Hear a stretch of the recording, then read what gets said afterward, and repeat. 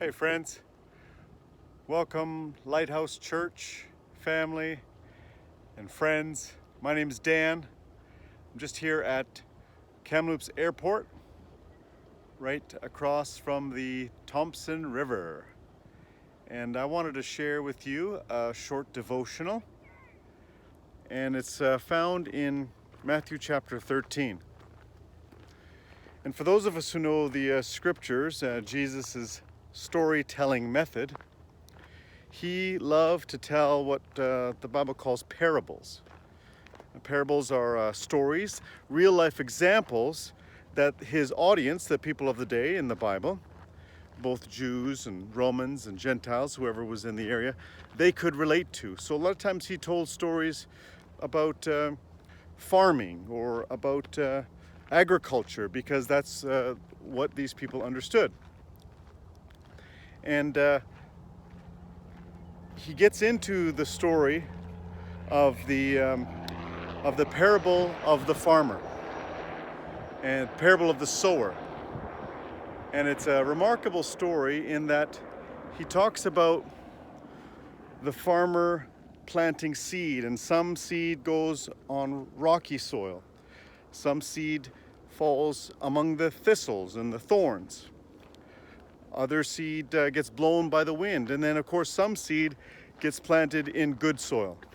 But right before that parable, there's an interesting little verse there. Just the first two verses out of Matthew chapter 13. And I've been quoting out of the Message paraphrase. I like it because it seems to be a lot easier to understand. And I like listening to the Bible as well, so I enjoy that and appreciate the theme and the rhythm of the Message paraphrase. And here, I'll just read what it says here. It's beautiful out here on the river today. Give you a little peek there while I grab the scripture. Matthew 13, verse 1, it says, "At about the same time, Jesus left the house and sat on the beach. In no time at all, a crowd gathered along the shoreline, forcing him to get into a boat. Using the boat as a pulpit, he addressed his congregation, telling stories." So I want to talk about the way that Jesus was able to be resourceful. Whatever was around, he was gaining popularity, of course, healing the sick, raising the dead, casting out demons. There was a crowd. People wanted a piece of him. There was lots of action. So he's just chilling, relaxing at the lake, sitting on the beach, and people are coming right up against him. And now, of course, the paraphrase says they're forcing him to get onto a boat because there was nowhere else to go. He was up against the shoreline, and he had to go somewhere. So in the story, Jesus just grabbed what was close by. Whatever was at his disposal. Of course, he's the Son of God, so he could have done anything. But he chose to grab what was nearby. He chose a boat. And now my question to you is what's within your reach? Most of us don't have boats. But during this quarantine and this pandemic, what is it that you could use at your disposal to serve the King? Somebody's just average boat was used to spread the gospel. Maybe you have a pen, because most of us have pens. You could grab a pen and be able to write somebody. Words have power. I encourage you, if that's your gift, or maybe it's the only thing you could do, is to grab a pen, put some thoughts on paper, maybe write a poem, a song, and send it in the mail. And encourage somebody that maybe can't get out.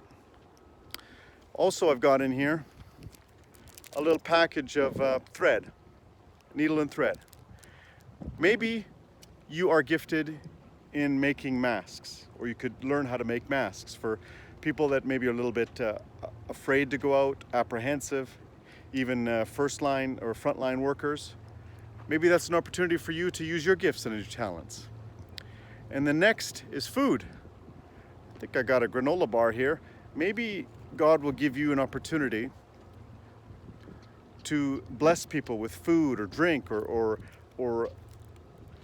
deliver some groceries to somebody who's just a little bit apprehensive to get out. My encouragement today is, like Jesus, whatever is at your disposal, grab it and use it for the King's service. God bless you guys. We can't wait to see you on Sunday. We're going to be at Pastor Dawn and Pastor Annette's place here in Kamloops. They're going to be leading worship, leading us in communion. So if you could grab a little cup of juice, doesn't have to be even grape juice, could be apple juice if that's all you've got, fruit drink, and we will share in communion on Sunday morning. Grab a piece of bread, some crackers, whatever you have available. So we look forward to seeing you guys. God bless you and have an amazing weekend. Thank God it's Friday. Woo-hoo!